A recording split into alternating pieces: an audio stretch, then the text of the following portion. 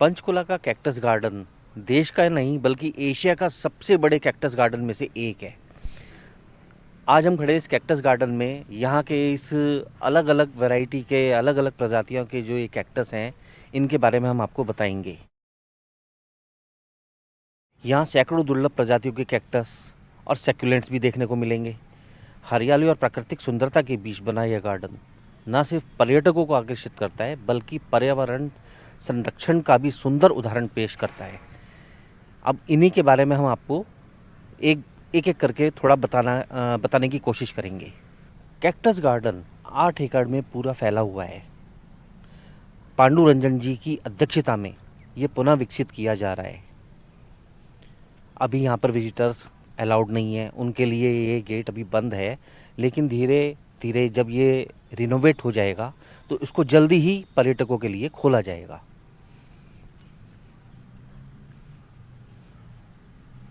यहाँ पर कैक्टस सैकुलेंट की कई प्रजातियाँ हैं जो अलग अलग देशों से लाके इनको इंडिया के जलवायु के अनुसार ग्लास हाउस में डालने पे इनको लगाया जाता है, और ताकि इनका संरक्षण अच्छे से हो सके, इनकी देखभाल अच्छे से हो सके।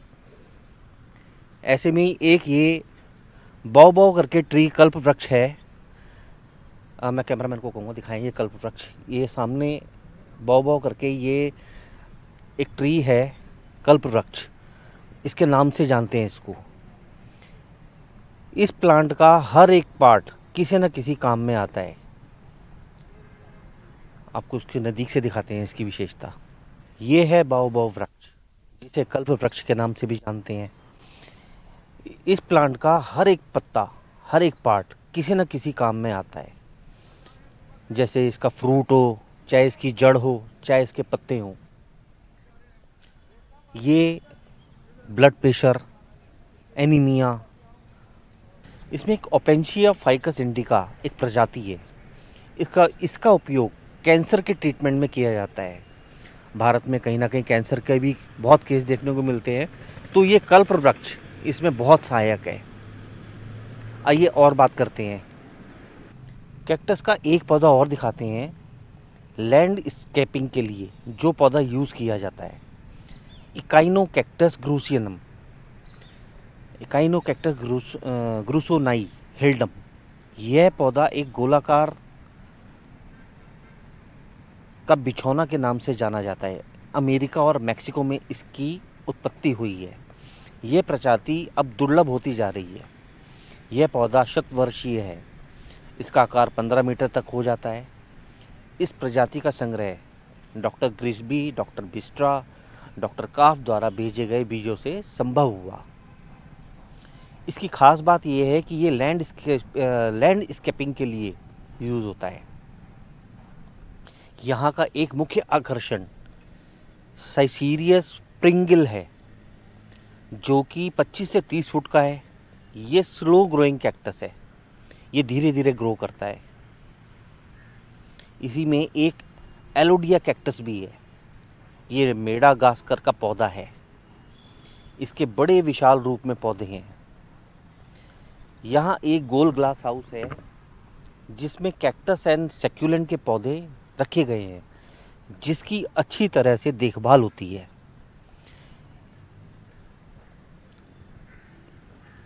इस गोल ग्लास हाउस की खासियत है कि ये पौधे इसके अंदर जो लगाए गए हैं, ये विदेशों से लाए जाते हैं। विदेशों से लाके अब वहाँ की जलवायु और यहाँ की जलवायु, भारत की जलवायु में थोड़ा सा अंतर होता है, तो यहाँ की जलवायु के अनुसार इनकी देखभाल की जाती है। इसी में एक पौधा दिखाते हैं आपको, नागफनी का पौधा। तो ये है नागफनी का पौधा। इसकी खासियत ये है, इसके फ्रूट से अचार, जैम, डाई रेड कलर, एक टकीला, ये सब विदेशों में क्रिएट किया जाता है।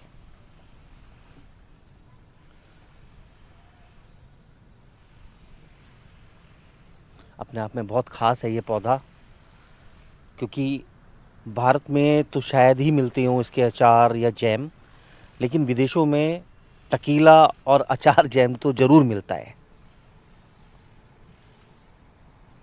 तो हमने पंचकुला के कैक्टस गार्डन में आपको अलग अलग ये प्रजातियां दिखाई। कैक्टस की प्रजातियां बहुत ही खूबसूरत हैं। जो ये प्रजातियां, इस कैक्टस गार्डन न सिर्फ पंचकुला की पहचान है, बल्कि यह प्रकृति से जुड़ाव और संरक्षण की सीख भी देता है।